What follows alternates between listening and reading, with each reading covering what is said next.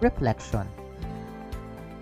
Now, andito na tayo sa final steps where the magic happens. Ito yung part where we focus on things that really matters. At alam niyo kung ano yon? Errors, mistakes, and failures. If you ask me, bakit need natin mag-focus dun sa mga mali? Mali na nga. Sabi nga ni J.K. Rowling, failure is so important.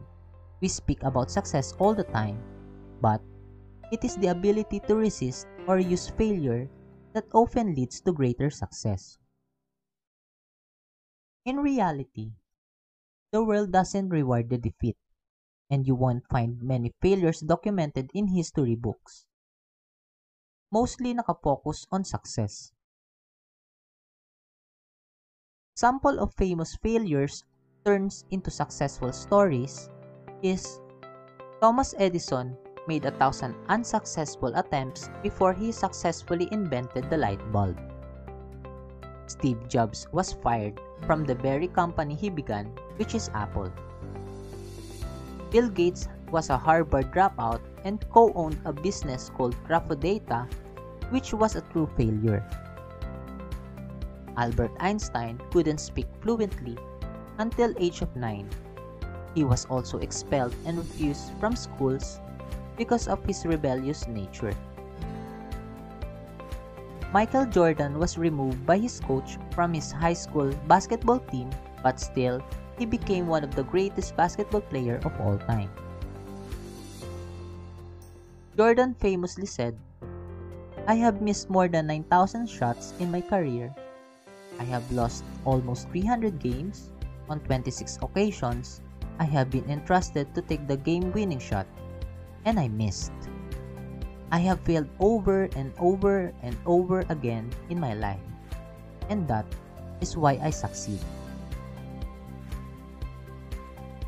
These famous and highly successful people's crowning achievements was driven by their strong focus, persistence, and determination to success. So, if you want to succeed, don't be afraid to fail. Fail often, fail fast, and learn from your mistakes. The more times you fail, the closer you're getting to success. We need to turn failures into stepping stones for success. Mistakes are learning experience that give you an opportunity to improve or grow. Mistakes are necessary component of change. It is crucial component of learning and development. Hindi naman tayo natututo pag tama tayo. Natututo tayo kapag nagkakamali. However, many of us avoid and fear the prospect of failure.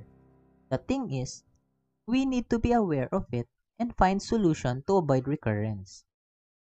We need to understand na it's okay to make mistakes. We need to embrace it. Missteps and roadblocks are inevitable. It's unavoidable. You only need to admit it, learn from it, and never repeat it again. Failures and mistakes are life's greatest teacher. Remember, most great people have achieved their greatest success just one step beyond their greatest failure. Ganon din sa trading. Kaya, we have our trading journals to monitor our flaws or shortcomings. Kaya once you had completed updating your journal, it's time to make our assignments. And it is to reflect and assess how was our planning against our actual execution. Reflection is a process of exploring and examining ourselves, perspective, experiences, and actions. It helps us gain insights, how things went, and how they can be improved. The following 3 questions are asked in order to create an action plan for improvement. What went well, what went wrong, and what needs improvement? What went well? This question serves 2 purposes. First is we need to celebrate our success. No matter how large or small, you did something good, and it should be acknowledged. Second is to see if this success can be replicated or if it can be sustained. Madalas kasi, self-gratification boosts morale. Kaya, we need to note our achievements and assess how can we do it repeatably. You need to identify on which trade setups are you doing well. You need to recognize patterns or structures that leads to your winners. What have you done on your planning? What's your mindset? Have you prepared well? Have you followed your plan? The second one is what didn't go well or what went wrong.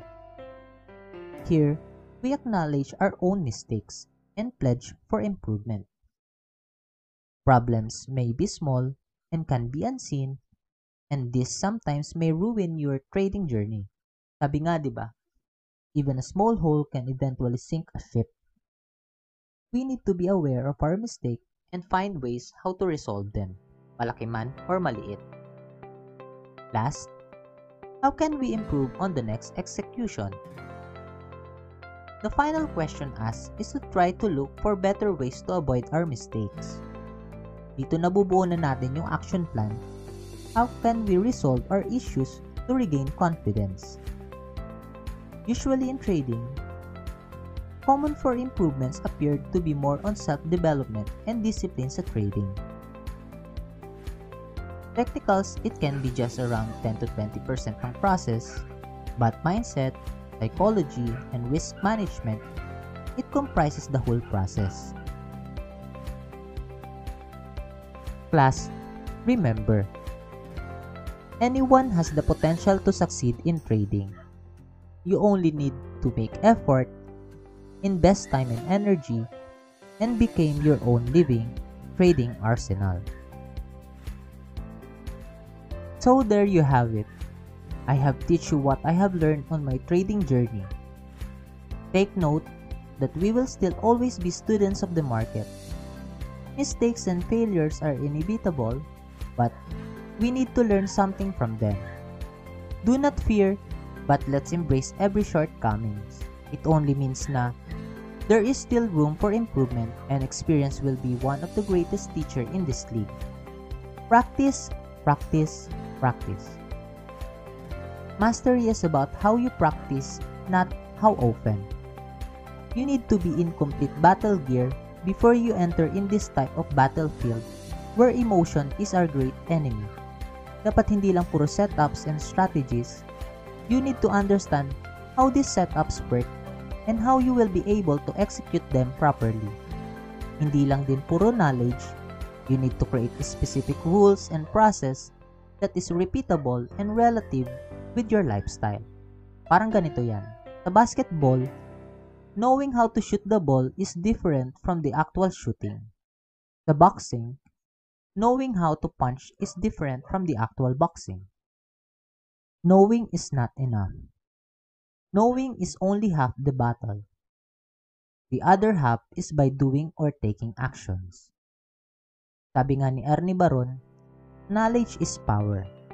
But, take note, knowledge becomes power if and only if it's accompanied with action. If there's no action, it's futile.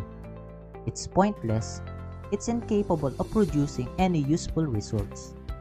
Okay? If you are in any doubt, feel free to ask me. I will always be here as a lifetime coach. You grow and we grow together hand in hand. Good luck and God bless.